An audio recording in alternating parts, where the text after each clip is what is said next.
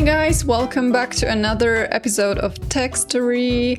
If you don't know what Textory is, it's a podcast where we pick a historical text, we dissect it, we go crazy, and we react to it. I mean, a lot of these texts are surprisingly modern, I would say. So that's what we're all about. And then before we get into it, I have a Patreon at patreon.com/textory. So if you enjoy the podcast and you want to keep it running, please head there and check out the things I have to offer. Anyway, today we are time traveling to the second half of the 18th century, and we are going straight into Versailles. So we are visiting France.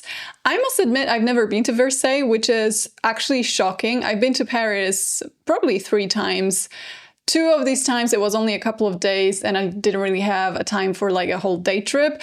One of those times, I was offered like either we do Versailles today or we do another thing that I really wanted to do. And I picked another thing and I have been sort of regretting it ever since. Not regretting, but I really want to see it one day, but it's just never really happened. So I'm actually really excited to see it one day and experience the, I'm assuming, vastness of it because it does look huge. And also I'm really interested in that cottagecore village that Marie Antoinette had. I don't know like how much of it you can actually see nowadays. I have no idea. If you've ever been to Versailles, let me know because like I'm actually interested. But all that aside, today we are talking about a woman that was a member of the court around that time, and her name was Madame Campan. Is that how you pronounce it in French? I actually have no idea. Let me just check real quick. Okay, I'm just gonna stick with Madame Campan. So Madame Campan was an interesting figure in that era and in French history in general, because not only did she make a career at Louis XV's court, she then went on to serve Marie Antoinette. And she then survived the revolution, which was a little bit after her, but also she wasn't really an aristocrat, so she was less threatened by it. Ended up completely broke because of the revolution. She lost most of her stuff. Then she started a career in teaching. From what I understand, she started her own school. And then she ended up becoming Napoleon's friend and, let's say, a champion for female education. So she basically survived 3 consecutive political systems, which I think is a testament to her intelligence and her adaptation skills. So she was not born rich, but her father was quite influential because he was the highest ranking official in the Foreign Office. And that's sort of why they had good connections, as you would call it back then. They knew the right people. But on top of that, she was very smart. She was good at languages. In fact, she was so good that she was getting sort of like a reputation for her academic accomplishments, which, mind you, for a woman in mid-18th century, and a woman that was not even rich or coming from an aristocratic background or a royal, I would say it's quite an unusual thing to be recognized for. So because she was like the designated gifted child in the French high society, she ended up being employed as a reader to king's daughters at the age of 15. I'm trying to grasp what being a reader involved. From my understanding, she was basically their tutor at the age of 15, if I remember correctly. And she was sort of a teacher to them. And then mere 2 years later, so she was 17, she was appointed as Marie Antoinette's chambermaid. Now, you may think, okay, so she probably helped her dress and undress because clothing was really complex at the time. Wrong. One thing you have to remember is that the French court at the time was incredibly structural and incredibly ceremonial. Everyone had a role to play in the royal spectacle. Everyone had their own duty that they had to follow. There was like literal hundreds of people involved in the lives of the royals, and everything was a spectacle. So the dressing and undressing itself, I mean, it was a whole ceremony, but that was the duty of Dame d'Atour. Whereas femme de chambre, oh my God, where did that French R come from? But they were basically in charge of the wardrobe and preparing everything. So that's what Madame Campan did. She was preparing the clothes, she was preparing the cosmetics, everything had to be ready for the ceremonies. And that was not just her job, it involved a couple of femmes de chambre. And in charge of all the femmes de chambre was premier femme de chambre. So she was one of the only women in court that had keys to all queen's apartments, all of the rooms. And she basically had 24/7 access to the queen. And that's who Madame Campan ended up being. She was like the supervisor of the other femme de chambre, so the other women responsible for the wardrobe preparations. At some point, there were 4 sort of supervisors leading the regular chambermaids. And one of those 4 supervisors was Madame Campan. And it stayed this way until revolution came to Versailles' door, turned everything upside down and inside out, and that whole system, that whole hierarchy did not exist any longer. So today we're reading Madame Campan's memoirs. They were first published in 1823, so a year after her death. And I have to say, they were not quite what they sound like. So when I first heard about this book, I was like, oh my God, she's gonna spill the tea. But you have to remember that those people back then were very committed to the royals. If you spend your whole life serving them, the majority of those people would not just flip a switch during the revolution and go like, yeah, I actually hated that. Because they went through their lives being fed the idea that the royals are like superhumans that you are entitled to spend time and energy on. So obviously they were not going to be like, yeah, she kind of sucked anyway. So Madame Campan is very careful about what she writes. She actually delves into politics a lot. She explains a lot of like historical events.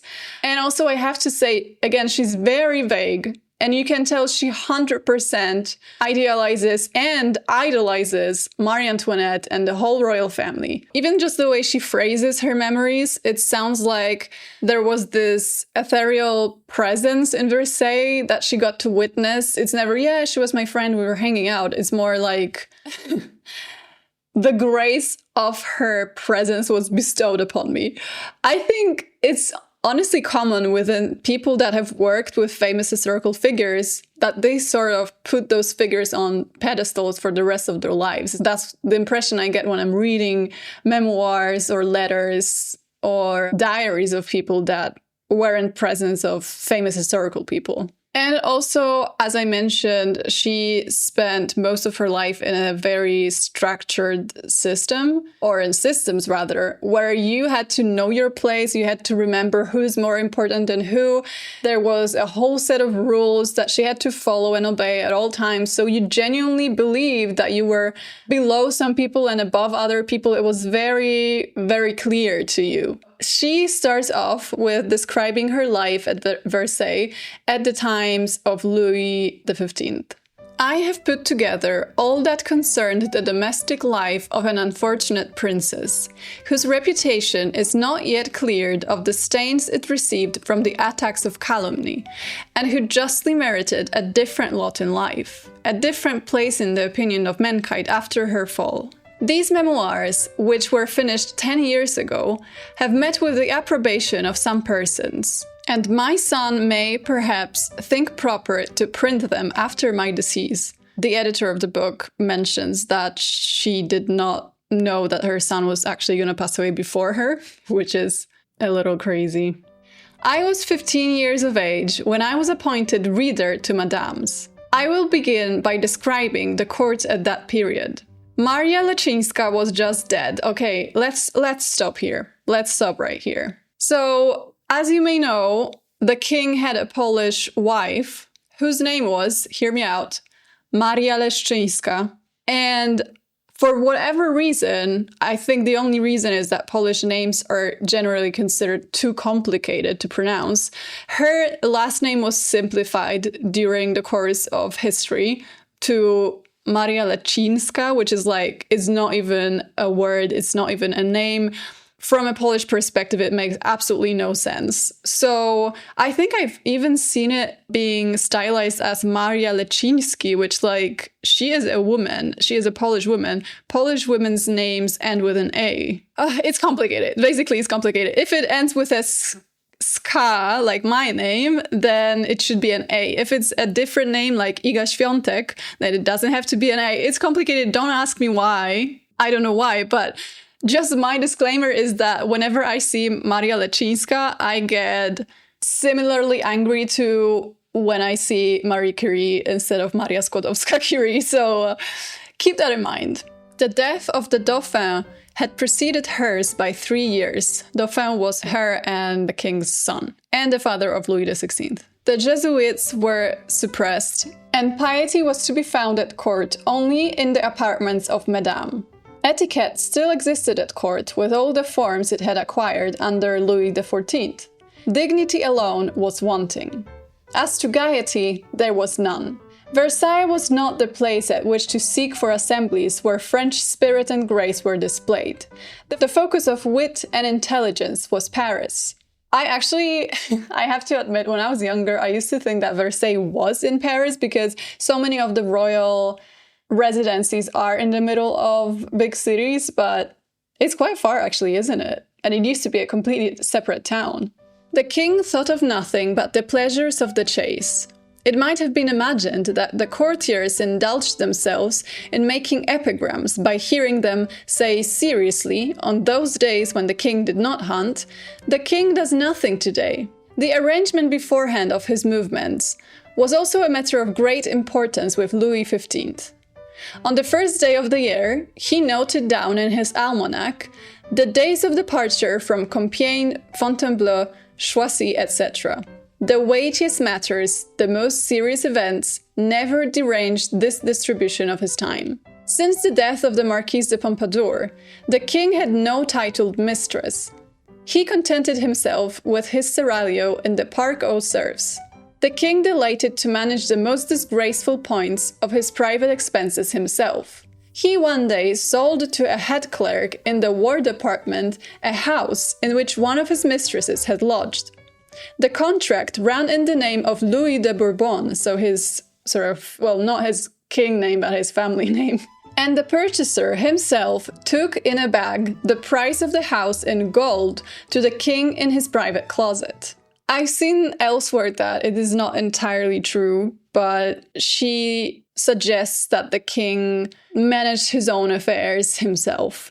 Louis XV saw very little of his family. He came every morning by a private staircase into the apartment of Madame Adelaide, so that was one of his daughters that Madame Campan was teaching. He often brought and drank there coffee that he had made himself. Madame Adelaide pulled a bell which apprised Madame Victoire of the king's visit. Madame Victoire, on rising to go to her sister's apartment, rang for Madame Sophie, who in turn rang for Madame Louise. The apartments of Madames were of very large dimensions. Madame Louise occupied the farthest room.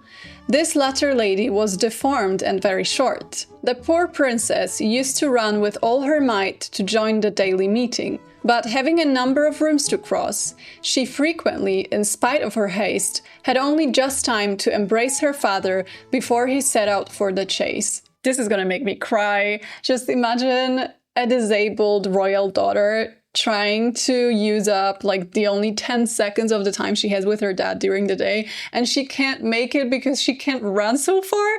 This is breaking my heart. But also, whenever something like that appears in those texts, I'm like, man, it sure was not a fun time to be a disabled person.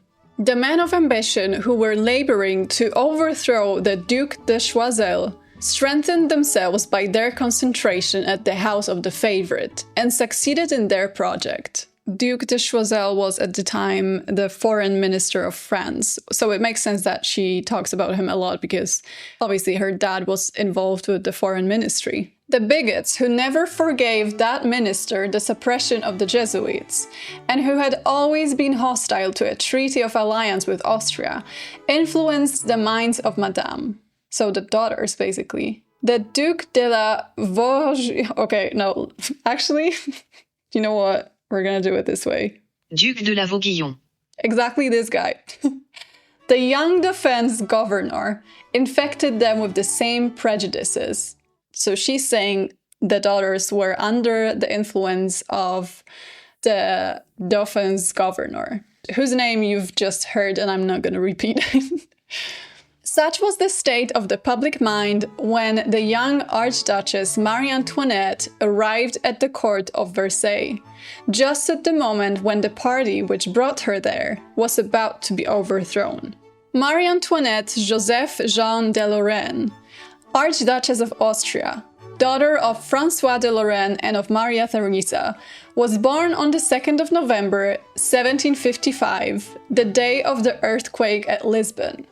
And this catastrophe, which appeared to stamp the era of her birth with a fatal mark, without forming a motive for superstitious fear with the princess, nevertheless made an impression upon her mind. I doubt it. I don't think her mind was in any way impressed by what happened during her birth, but I'm assuming it must have been the people that kept repeating it to her when she was growing up. The Empress is her mother, obviously. It's the German Empress Maria Theresa. The Empress was too much taken up with high political interests to have it in her power to devote herself to maternal attentions. The celebrated Van Swieten, her physician, went daily to visit the young imperial family, and afterwards to Maria Theresa, and gave the most minute details respecting the health of the archdukes and archduchesses, whom she herself sometimes did not see for 8 or 10 days at a time. That is really sad. It's almost just as sad as Louis XV barely ever seeing his daughters as well. Or all his children, because I think he had 2 sons. Louis XV was enchanted with the young Dauphiness. All his conversation was about her graces, her vivacity, and the aptness of her repartees. She was yet more successful with the royal family when they beheld her shorn of the splendor of the diamonds with which she had been adorned during the first days of her marriage. When clothed in a light dress of gauze or taffeta, she was compared to the Venice de Medici and the Atalanta of the Marly Gardens. Poets sang her charms. Painters attempted to copy her features. One artist's fancy led him to place the portrait of Marie Antoinette in the heart of a full-blown rose. His ingenious idea was rewarded by Louis XV. I have to say, this is one of those examples where she's clearly idolizing her, because when you read reports from the era, Marie Antoinette was not considered specifically very beautiful by the beauty standards at the time. She was considered charming, but she had features that were back then associated with the Habsburg family. Those were not beauty standards at the time. She also has quite a prominent nose in most of the portraits, so we can assume that it was a feature that drew attention of the people around her. So this has definitely to do with her position and her power, the way they were treating her, she was literally, she said she was compared to Venus. The Dauphiness continually gave proofs of both sense and feeling. Sometimes she even suffered herself to be carried away by those transports of compassionate kindness, which are not to be controlled by the customs which rank establishes. I did not understand a single word in that whole sentence. She's carried away by transport of compassionate kindness. Okay, so she was kind, I guess that's what she's trying to say. In consequence of the fire in the Place Louis XV, which occurred at the time of the nuptial entertainments, the Dauphin and Dauphiness sent their whole income for the year to the relief of the unfortunate families who lost their relatives on that disastrous day. Okay, so this was a horrific incident, actually. So in 1770, as they were sort of celebrating their marriage, there was a fireworks display in Paris in Place Louis... I'm not going to attempt... whatever, Louis XV. It's actually now Place de la Concorde. And structures that were used for the fireworks, they caught fire, and there was a panic, and there was a stampede, basically. So people were trying to escape. The street was narrow. And oh my God, over 100 people died, according to some estimates, which is a crazy amount of losses from a single event like this. And what she's saying is that Marie Antoinette was really shaken by this. This was one of those ostentatious acts of generosity, which are dictated by the policy of princes, at least as much as by their compassion. But the grief of Marie Antoinette was profound and lasted several days. Nothing could console her for the loss of so many innocent victims. She spoke of it, weeping to her ladies, one of whom, thinking no doubt to divert her mind, told her that a great number of thieves had been found among the bodies, and that their pockets were filled with watches and other valuables.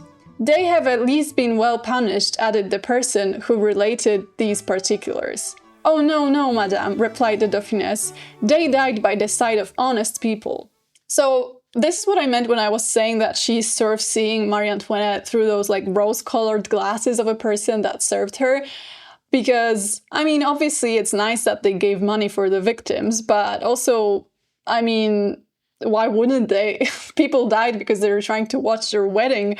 And she's like, this was an ostentatious act of generosity. So she blows everything out of proportion a little bit.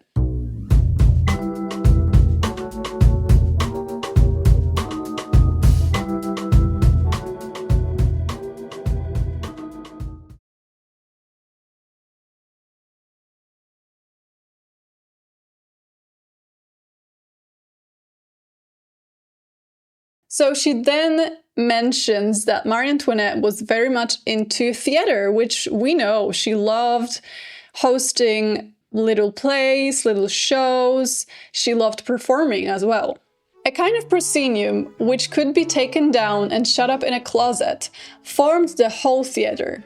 The Comte de Provence always knew his part with oh my God, what is that word? What is that word? Imperturbable accuracy. The Comte d'Artois knew his tolerably well and recited elegantly. The princesses acted badly. The Dauphiness acquitted herself in some characters with discrimination and feeling. The chief pleasure of this amusement consisted in all the costumes being elegant and accurate. The Dauphin entered into the spirit of these diversions and laughed heartily at the comic characters as they came on the scene. From these amusements may be dated his discontinuance of the timid manner of his youth, and his taking pleasure in the society of the Dauphiness. So as we know, the beginning of the marriage was quite rocky, like they were not getting along great, and it was mostly from his side. There was this coldness or shyness, and he just would not cooperate whatsoever. He would not spend time with her. And she's saying, I mean, Madame Campan is saying that this was the moment where he actually genuinely started enjoying spending time with her, and that was because of the plays. Also, I can relate to the main attraction of the theater plays being the beautiful and accurate costumes. Like, Marie Antoinette was the OG costumer. Marie Antoinette, R.I.P., would have loved costume reviews and rants.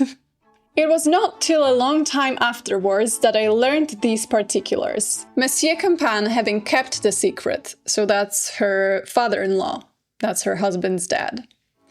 But an unforeseen event had well nigh exposed the whole mystery. One day the queen desired Monsieur Campan to go down into her closet to fetch something that she had forgotten. He was dressed for the character of Crispin and was rouged. A private staircase led direct to the entresol through the dressing room. Monsieur Campan fancied he heard some noise and remained still behind the door, which was shut. A servant belonging to the wardrobe, who was in fact on the staircase, had also heard some noise, and either from fear or curiosity, he suddenly opened the door.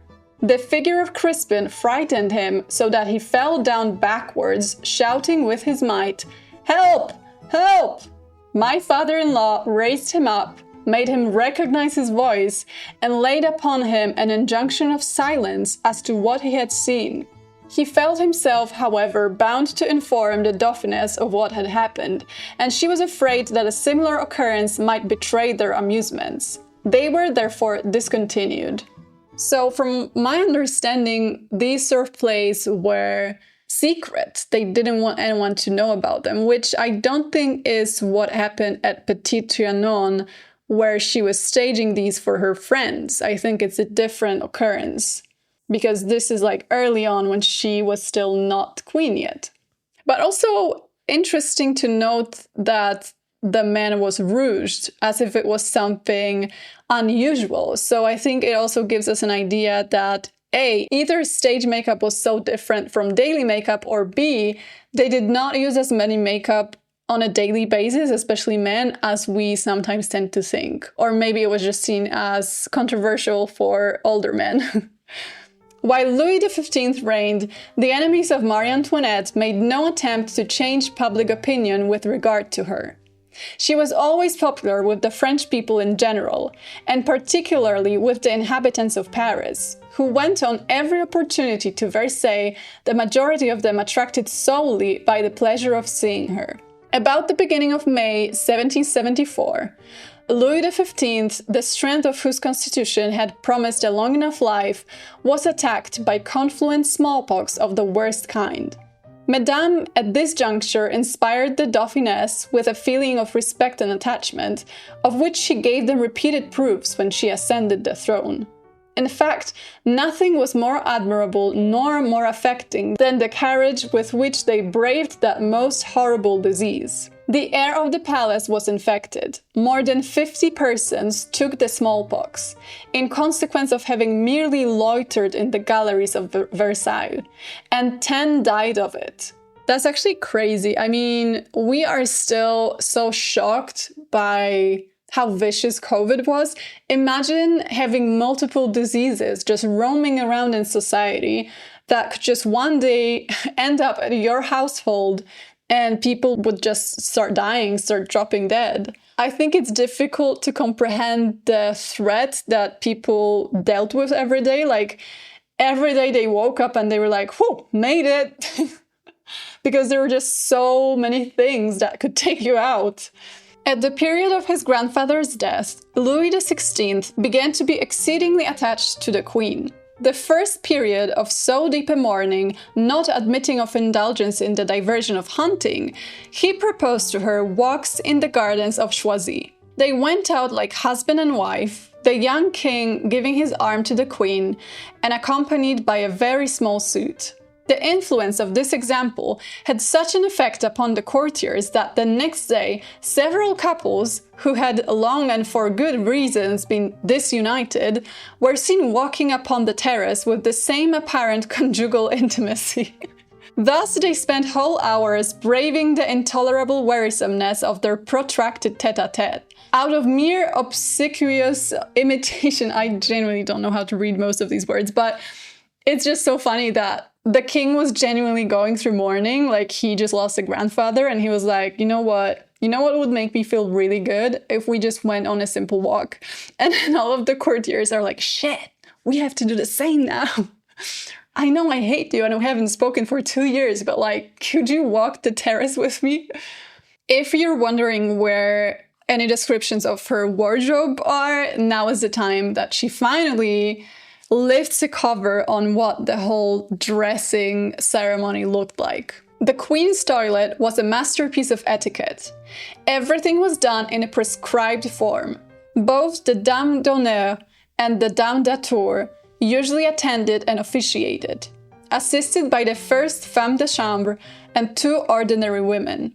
The Dame d'atour put on the petticoat and handed the gown to the Queen. The Dame d'honneur poured out the water for her hands and put on her linen. When a princess of the royal family happened to be present while the Queen was dressing, the Dame d'honneur yielded to her the latter act of office, but still did not yield it directly to the princesses of the blood. In such a case, the Dame d'honneur was accustomed to present the linen to the first femme de chambre, who, in her turn, handed it to the princess of the blood. This is so unnecessarily complicated. Each of these ladies observed these rules scrupulously as affecting her rights. One winter's day it happened that the queen, who was entirely undressed, was just going to put on her shift.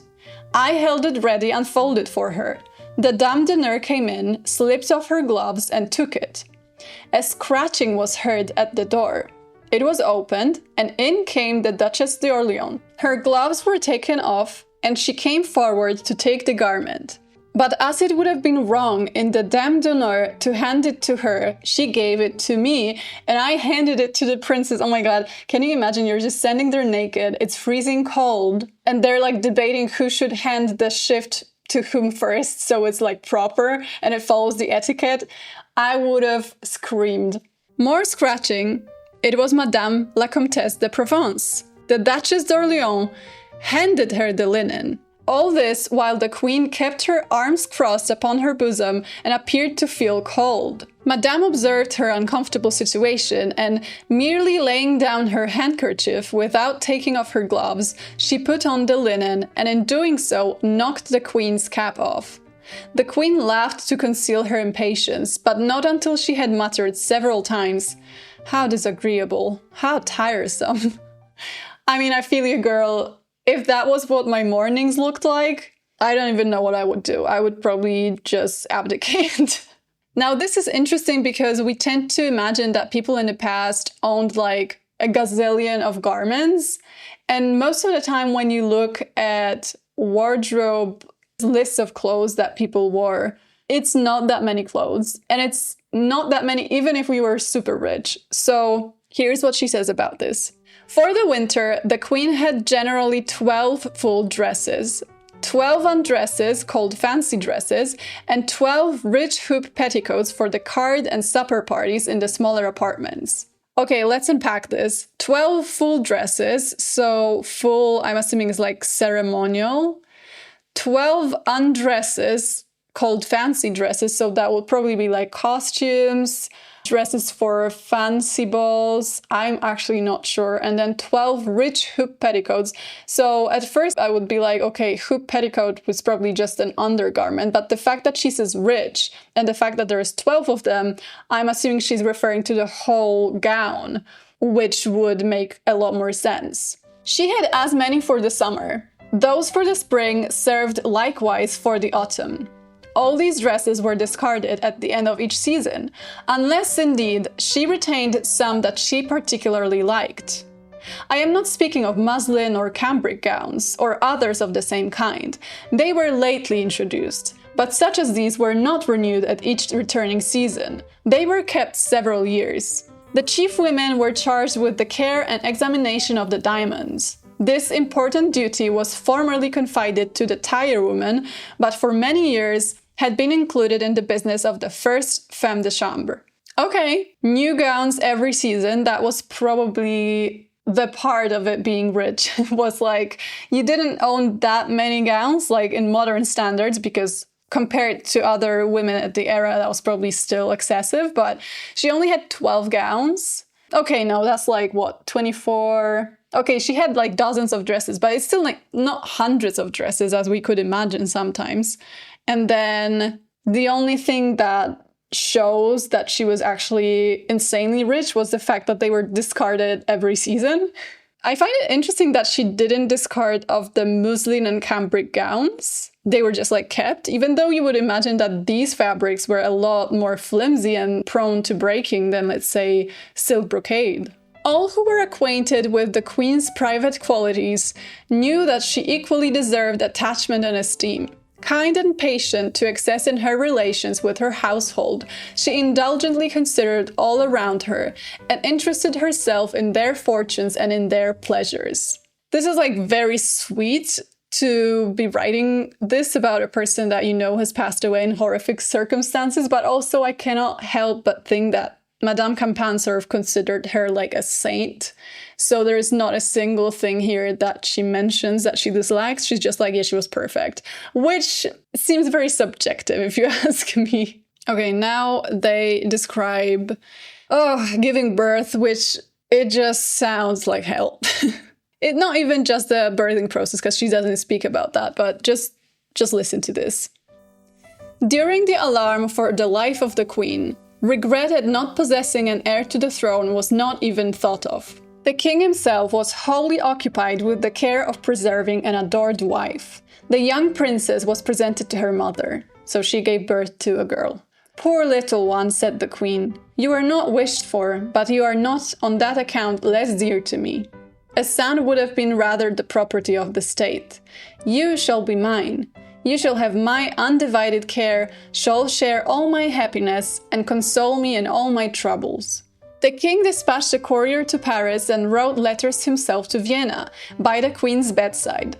And part of the rejoicings ordered took place in the capital. A great number of attendants watched near the queen during the first nights of her confinement. This is the hellish part I was talking about. We all know nowadays how intimate and private postpartum is to those that have just given birth.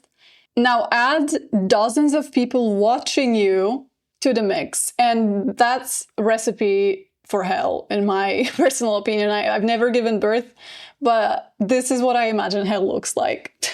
This custom distressed her. Oh, I wonder why. She knew how to feel for others and ordered large armchairs for her women, the backs of which were capable of being let down by springs, and which served perfectly well instead of beds. So this, I have to say, speaks to her character. Like, she was literally trying to recover, back then completely unmedicated and probably unable to receive any sort of care, in the trenches of postpartum, and she still cared about women that were watching her as part of the ceremony, as part of the custom, being uncomfortable. Now, the last story is quite interesting because it shows you that she indeed had to deal with like a lot of vileness. Is that even a word? A lot of ill will from other people at the time, even though she herself had little control over most things. But I mean, just tell me what you think about this. A few days after the queen's recovery from her confinement, the cure of the Magdalene de la Cité at Paris wrote to Monsieur Campan and requested a private interview with him. It was to desire he would deliver into the hands of the queen a little box containing her wedding ring. With this note written by the cure: "I have received under the seal of confession the ring which I sent to your majesty, with an avowal that it was stolen from you in 1771 in order to be used in sorceries to prevent you having any children." On seeing her ring again, the queen said that she had in fact lost it about 7 years before while washing her hands, and that she had resolved to use no endeavor to discover the superstitious woman who had done her the injury. What I think is the craziest part is not even that someone was trying to hex her so that she would be infertile, but the fact that it must have been someone from her closest surroundings. It must have been someone that had access to the area where she washed her hands. It must have been someone that was either her friend or a servant or just someone from her like nearest surroundings wishing her ill. Because even if they did not try and do the sorcery themselves, they still possibly sold it to someone that had bad intentions. And that's, I think, really sad. And genuinely, I think it kind of mirrors what celebrities have to go through nowadays. Oh, I know all celebrities have such hard lives, but I think it must suck to know that everyone near to you, everyone dear to you can potentially wish you ill and ruin your life by, let's say, selling someone a story about you, taking a picture of you when you don't want it. It must be so difficult to trust people when you're famous. I don't know. I don't know. I personally think it must be horrifically lonely. And I think that's the case with Marie Antoinette as well, was that she was just very lonely, which always gets me. I mean, it's always sad, regardless of who she was as a person, regardless what she represented. So that's the glimpse into the court life of Versailles. I have to say, when I was a teenager, I may or may not have romanticized a little bit. Like all the stories you read about royals and royal families. I mean, obviously I wouldn't want to be a victim of the revolution, but at the same time, you're like, wow, they truly had everything. They had money, they had beautiful residencies, they had beautiful gardens, they had beautiful dresses. But then when you realize that they did not belong to themselves, they belonged to the state, not even dressing up in the morning was something they had control of, it kind of brings a whole new perspective to who they were and what their purpose was. And I think that's actually similar with royal families nowadays. Like, I don't think they're free. I mean, there is a reason why Harry and Meghan moved out. I don't think they belong to themselves still. I think it's still a case of, even with all the money they have, they still don't have the freedom. So in case you feel bad about not having the money that the royals have, they're not really free either, I think, personally. I mean, that's the conclusion I came to today. So let me know what you think. Let me know if you've been to Versailles and if you can really feel Marie Antoinette's spirit in there, or if it's completely gone. I'd love to know that, and hopefully one day I'll visit. So for now, head to patreon.com/textory to check out my Patreon posts, and I'll hear you in another episode. Bye!